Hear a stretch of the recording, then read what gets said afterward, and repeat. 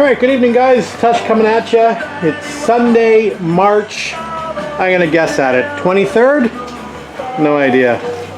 Anyway, we're out in the garage tonight. I did get out here today and clean the garage somewhat. I put a few things away and organized it a little differently.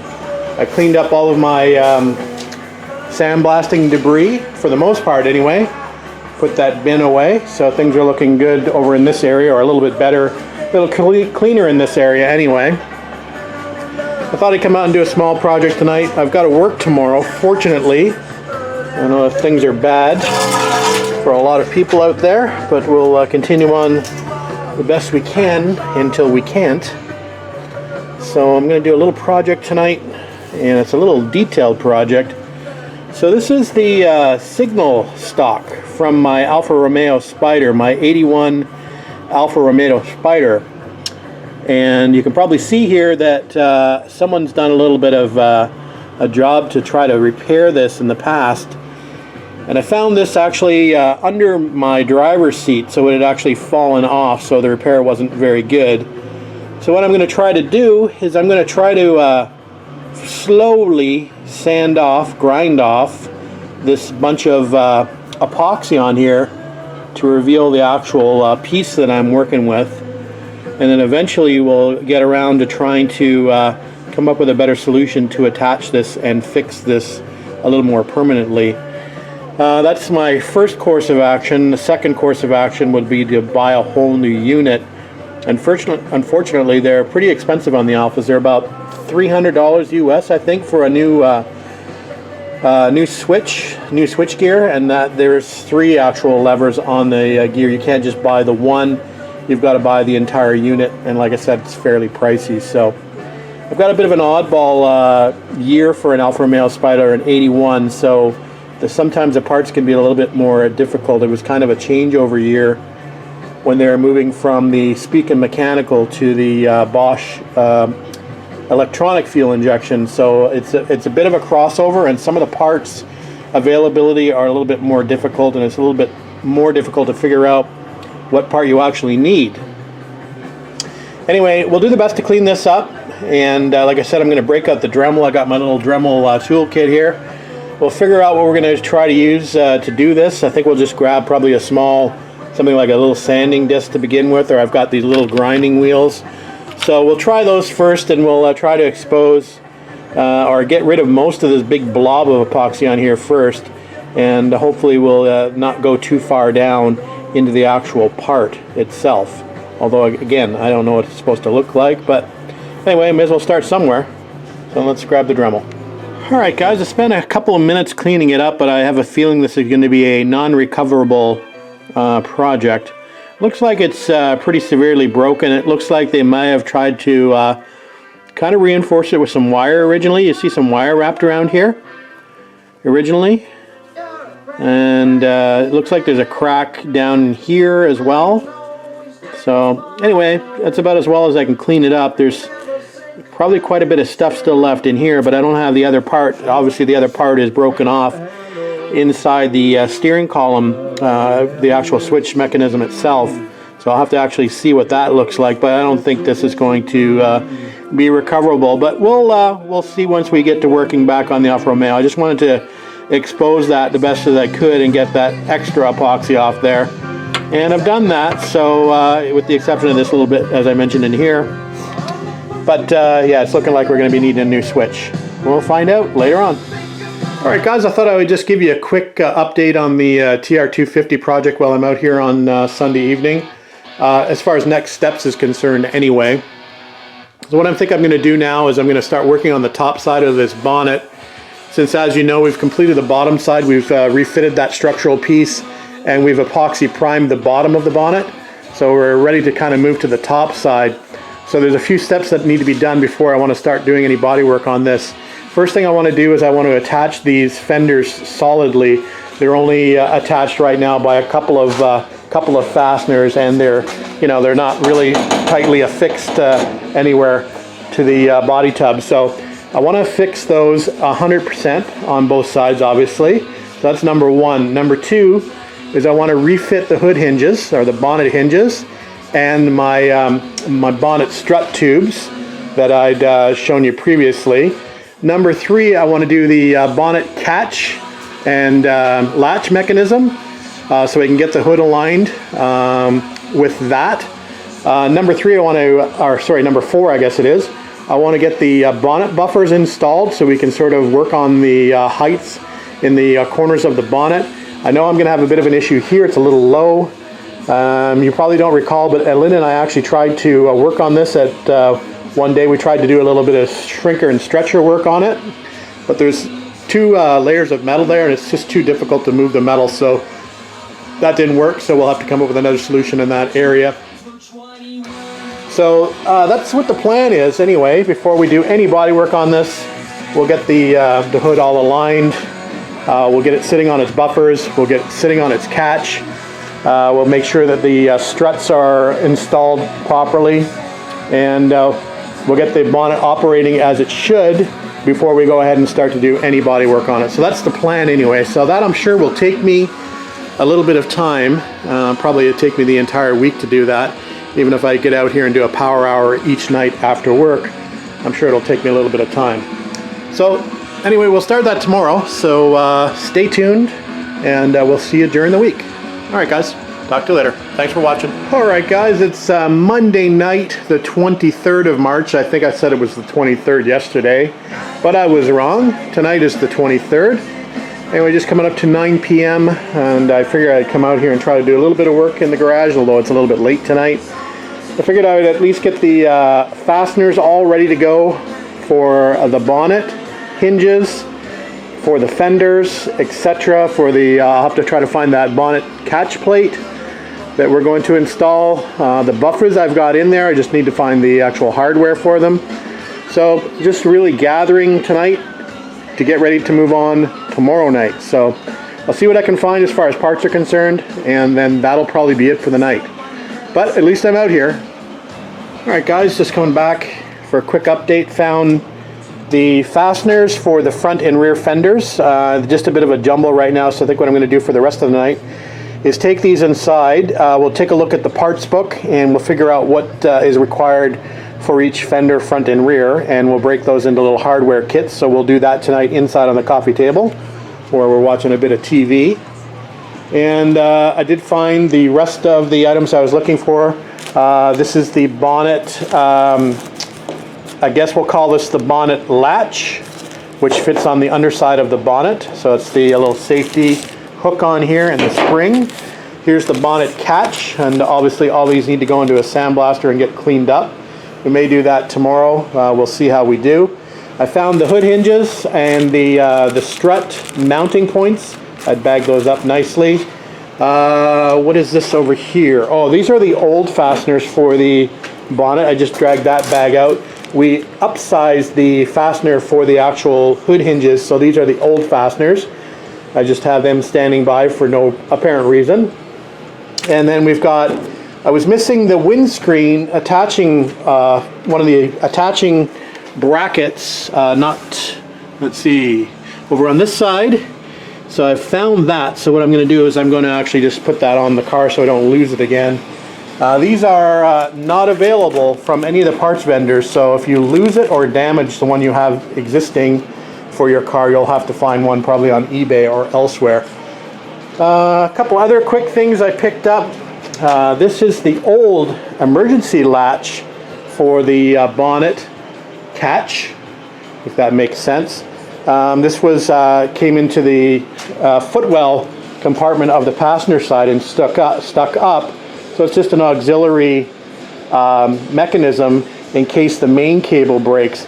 It's a little clunky, but it's actually quite heavy and quite good quality. So I might try to go back and utilize this. I might try to clean it up a little bit and get it looking a little bit better before we decide to use this. It's a little bit different than the traditional style emergency bonnet releases that are out there on the market. So anyway, I'm always good. This obviously worked for the previous owner for God knows how long he had it in there for, but it obviously worked, and it still works. So we may actually try to repurpose that. We'll see how ugly that's going to look. And I also just picked up this is the rear fender beading, and eventually we're going to be working on the rear of the car and working on the gaps back there. So I just want to have a little piece of beading to put in there as a just a quick check, make sure everything's lining up okay. So I figured while I saw that, I would just grab that. So pretty much got everything that I need, anything that I was looking for anyway. So like I said, we'll go inside, we'll sort these fasteners out for the wings, and we'll get back out here tomorrow. All right, thanks guys, bye. Okay, we've got the spare parts catalog out for the TR250, and here's my selection of fasteners. These, believe it or not, actually came off the car. Obviously they're not correct, so we're going back with the correct fasteners. So we've got an assortment of fasteners here to go through and to make up the kits for the fenders. So I've started over here. Obviously need to get some new washers, but here is the start of the front fenders, and we'll go from there. So all we're doing is basically following the guide down. So we've got starting with the screw, set screw, HU706P, means pointed. So these are the pointed screws to start with, and we'll go down from there. So there's the start. Screw, washer, lock washer, and then we'll just keep going down. All right guys, Tush coming back at you Tuesday afternoon. Hopefully everybody's doing okay in this current coronavirus environment. Back on the TR250 project, and we sorted those fender fasteners last night, got them broken down into various bags. So the first thing we're going to do today is we're going to take that bonnet off so we have better access. Obviously not better access, we have access to the bolt-up locations for the fender. So we're going to bolt that up 100% on the driver's side and the passenger side. That's our first objective for today. So let me go ahead and do that, and then we'll come back and we'll start working on the bonnet. Okay, that took about an hour or so to get one fender bolted up 100%. It's a bit of a challenge. I'm not a big fan of those spire nuts in behind here. They're a bit of a pain in the butt. And the quality of them that comes in the new kits are not as good as the originals. So if you can keep your originals, try to do that. They work much better. Anyway, so like I said, 100% bolted up, all the fasteners down the inside of the A-post, bottom of the sill, all of these fancy fasteners here, all done up tight. And lost a bit of our door gaps, a little wider on the bottom, a little narrower on the top. I marked actually where the fender was before when we were doing the gaps, and it's actually moved back a little bit. So I'm gonna have to play around with that maybe and try to move the fender forward a little bit to get that gap back. So we'll see if we can play around with that a little bit. But yeah, so it's on 100%. We'll move to the other side, get that bolted up, and then we'll just play around with some gaps here and there just to get them a little bit better before we fit the bonnet back on the car. That's where we're at. Okay guys, the passenger fender is now attached 100%. And it looks a little better actually, the passenger side than the driver's side. I'm a little concerned with the previous repairs that were done on this car, where this metal here is a little short of the top of the fender. And it's a little short here, but for the most part it's a little short over in that area there. But for the most part it meets the top of the fender, whereas here it's pretty well short the whole length along. I'm not sure if I can live with that or not. Obviously it'll be less obvious when both the inner fender and the outer fender are painted the same color. Right now there's a black versus gray variance there, so it obviously sticks out more. I doubt you'll see it too much when it's blue and blue. But anyway, we'll mull on that a little bit and see if we can actually live with that. I'm lax to weld a whole long strip of metal in along the top of this inner fender, because I think it'll become pretty wavy, and I definitely don't want that. So anyway, I'll mull it over. But as it is now, both fenders are on. The door gaps are still good on the passenger side. They didn't change with all the fasteners in there. So I'm just sure if you can see that. Yeah, you can see that. So that's a pretty consistent gap, top to bottom. Bottom sill fit's not too bad. I could probably do a bit more body work down there. Overall, that's looking not too bad. So I guess what we can do now is probably put the bonnet buffers in, and then we'll get ready to install the bonnet back on and attach it to the hinges up front. I think we'll take a quick break for lunch before we do that, or dinner before we do that, and then we'll get back out here afterwards. See you then. Alright guys, back out in the garage after some dinner, and we've got the bonnet catch here on the table, and we haven't cleaned it up yet. We will soon. I'm thinking of trying to make some sort of emergency bonnet release, which activates this little lever here. It's pretty hard to see, but basically you want to action this lever to be able to pull this back. So I'm thinking of making a release. I don't have a lot of metal around the garage that's of the proper thickness, so I'm thinking of making something out of one of these wrenches I have for my die grinders. I have a whole bag of these assorted wrenches, so I could probably find something in here that I don't use too often that I could probably turn into a emergency bonnet release, at least part of the mechanism anyway. So I've got a piece of cardboard out here, and I think I'm going to trace something out. Got something in my head that'll probably work, and we're going to try to activate it with that old cable. I think it's an old choke cable that I showed you the other day. I'm going to try to repurpose this thing, which is kind of ugly, but I think I can repurpose it to make it look not too bad. I'd have to probably trim this outer sheath down a little bit. Hopefully I can do that with my Dremel.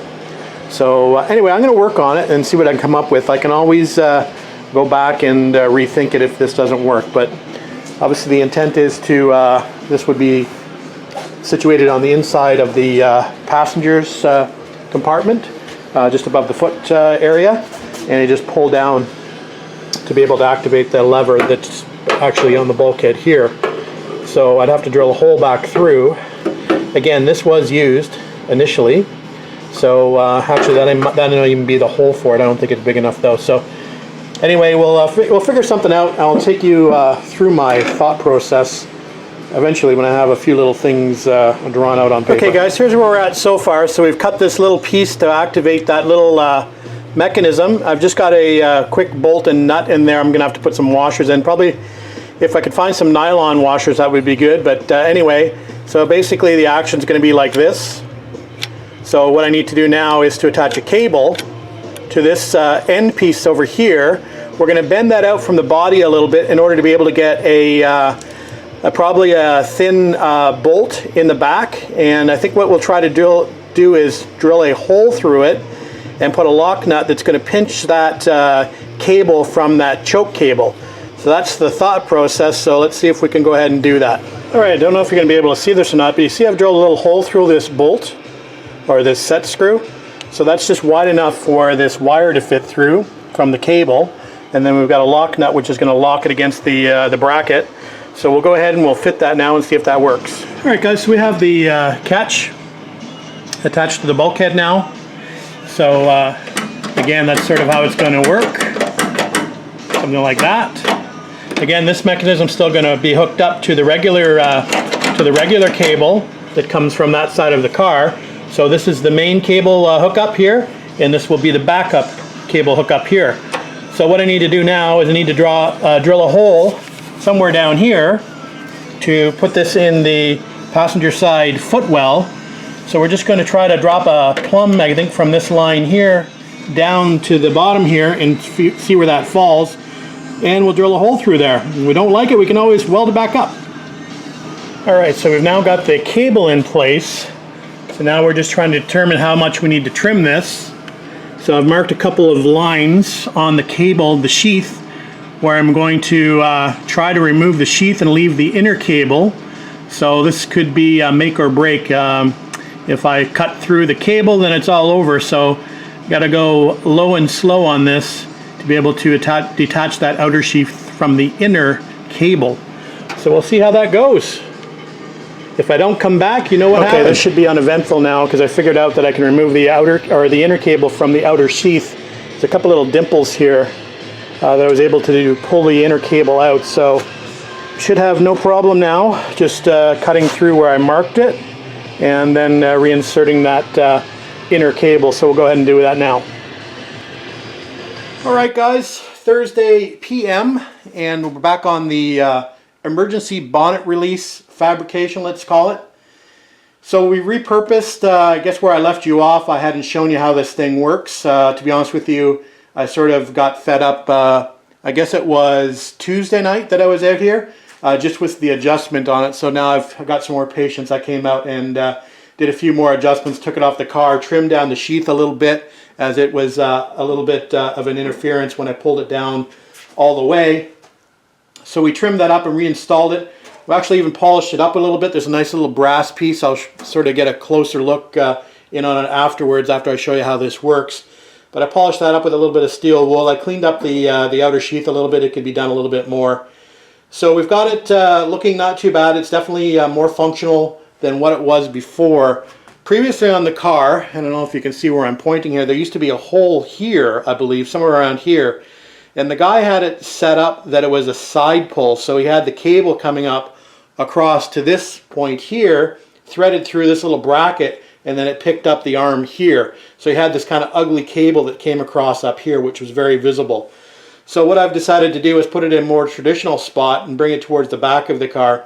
Again, it's not the most elegant solution. I've got a really nice solution on my TR6 that has a little rose joint at the top and a nicely machined bar that goes through with a rubber grommet. But anyway, I've repurposed this cable. I've shortened it, made my own little actuating mechanism, and it seems to work pretty well. So I'll zoom you in here a little bit. And I think you can probably see that. And I'll just go to the inside of the car and I'll show you where this is located afterwards. But we'll just actuate the lever here. Here we go. So there you go. Closed, open, closed.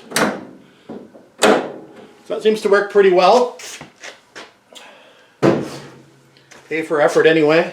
So let me take you off the tripod and I'll give you a closer look. Alright, a little closer inspection of this mechanism. And you can see that I haven't cleaned everything up yet. It's just you know, still see the Sharpie marks on it and everything, but you get the general idea of that piece that I fabricated. Nothing too amazing, but you can see that brass collar that I was talking about that shined up sort of nicely on some steel wool. It's a brass nut in the bottom that I'll have to clean up, and this outer sheathing will clean up a little bit as well. I haven't trimmed the cable yet, just in case I need to make more adjustments. I will probably trim this off a little bit afterwards. So yeah, that's pretty much about it from the outside. And here it is on the inside. It's a little dark under here, but you'll get the idea. So there's where the latch, where the pull mechanism is, just on the passenger side footwell. Easy to get to. So generally what happens with these emergency releases is they ended up being used more often than the primary release. And it's much easier to get to here on the passenger side. Plus there's a little locking system for the hood, so you have to walk around to this side to lift the bonnet anyway. For the most part, some people have removed these safety hooks. I think these are more for, not for the bonnet coming up, because obviously it's lifted up this way. It's more for a frontal impact, and I think it prevents the hood from coming back towards the driver. So I tend to leave these on, although it's removed on my TR6. I'll probably leave this on and actually use the locking mechanism that came with the car, since I have the bonnet struts on this car as well, which will sort of lift the hood a little differently than the stock mechanism. So there you go. So there's the emergency bonnet release installed and operational. Alright, we're going to go ahead and install the hood buffers now, and as you can see I've got a couple different sets. I believe this is a new set and this is an older set. You can actually see some impressions where these were used previously. So these look like they might be the original buffers. You can usually tell because they have a little indents where you can get a wrench on the top of them. I don't know if you can see their little squared off edges on here. If you need to hold these, whereas these don't have that square indent. Anyway, we're going to use the new buffers. I checked them on the back of the bonnet pockets to make sure that they'll work okay. They're actually pretty close. So anyway, we'll install those and we'll adjust them once we get the bonnet back on the car. Involves some heavy lifting.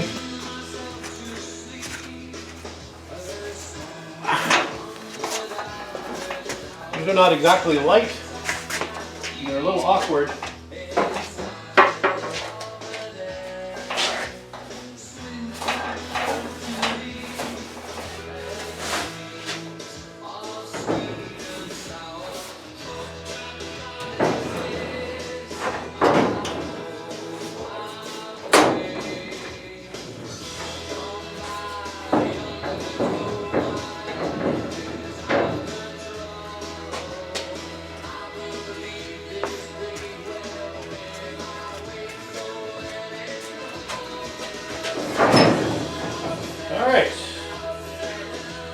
she's on. Now we'll adjust those bonnet buffers the best we can. We're going to put the bolts for the hood hinges in, the bonnet hinges, and go from there.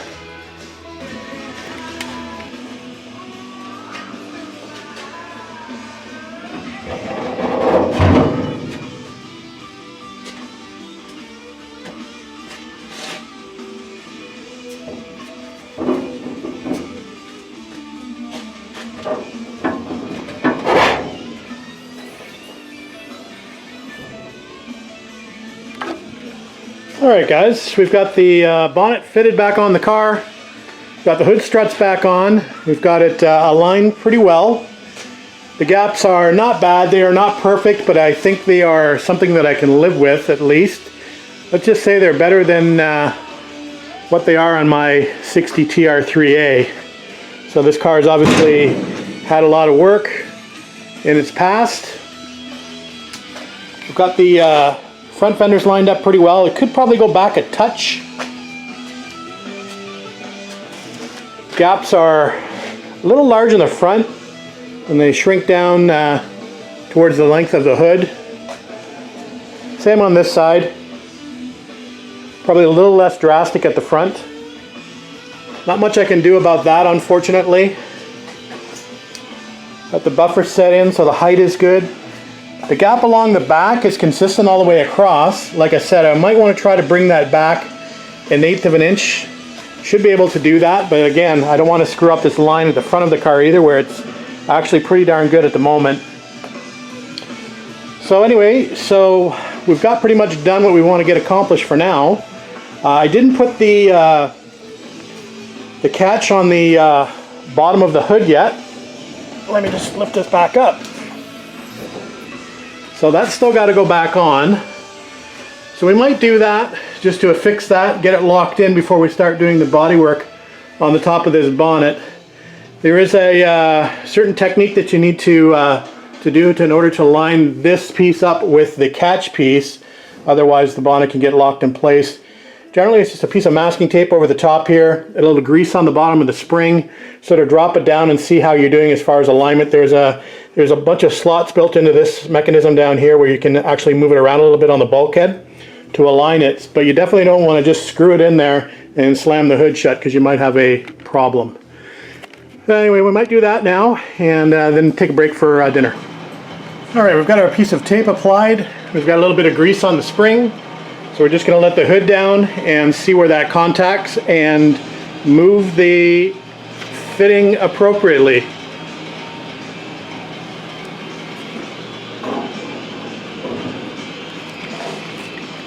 Can't do it one-handed, so I'll be back.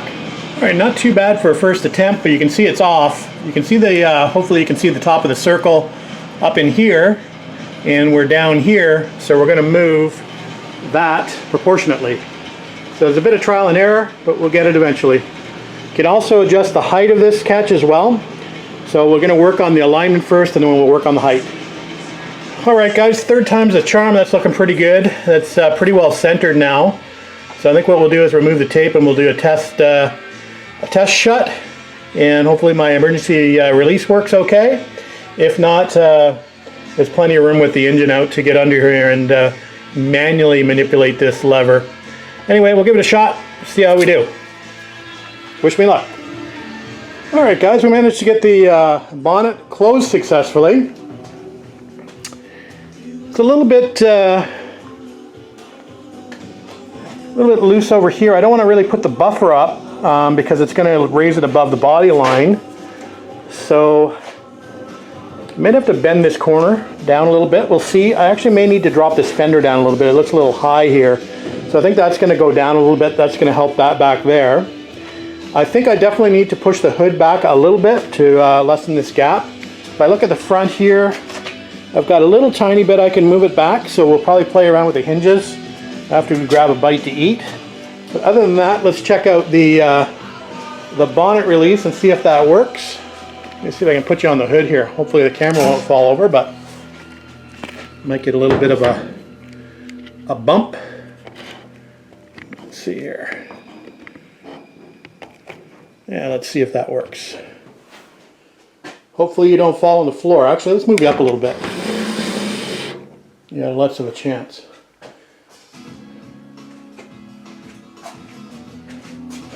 All right, hang on.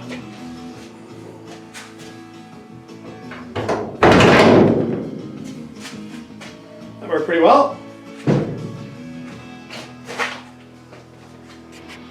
So the emergency bonnet release seems to work pretty well.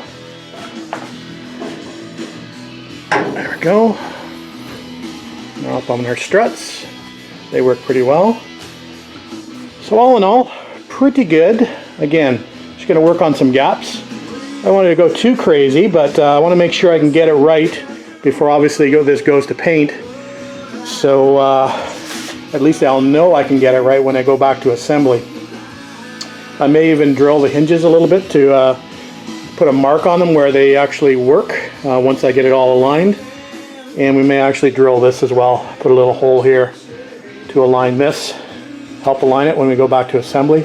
Anyway, we'll figure something out. So, gotta take a bite to eat like I mentioned, come back out, adjust some gaps. Alright guys, back out in the garage after a quick break, and we've played around with the bonnet a bit more and moved the hinge locations back a little bit. Done all the 4 fasteners and the hinges in the hinge plates, and just pushed the bonnet back a little bit, and we've got the gap back here a little tighter. I think that's about as good as it's going to get, and it's pretty consistent all the way across, which is good. So I'm happy with that. I think it looks pretty good here at the nose, and it's pretty good there, and it's pretty good on this side as well. So I think that's where it should be as far as placement fore and aft. So I think we're probably ready to go to the bodywork stage now. That's what we did all this pre-work for, by putting the bonnet back on and getting it fastened down with the bonnet catch. So I think we'll probably give this a quick sand down with a DA just to remove any little bits of surface rust, little areas where I've touched it with my fingers. A little bit of surface rust here always sends the surface rust back in this area. So yeah, we'll get that cleaned up, we'll get it wiped down, and then we'll start the bodywork process. Alright, that's it for now, guys. Alright guys, one last look at the bonnet before we start to do bodywork on it. It's all grease and wax removered and cleaned down, so we're ready to go with the bodywork stage. So, I'm not sure whether I want to start tonight or wait till tomorrow. I think we might just wait till tomorrow and get a fresh start at it tomorrow. So what we'll do is we'll leave it here overnight. We'll clean it down again, or just dust it off tomorrow when we get back out here in the garage, and we'll start our bodywork in earnest tomorrow. Alright guys, we'll upload what we have, and like I said, we'll get back out here tomorrow and we'll pick up where we left off. Thanks for watching.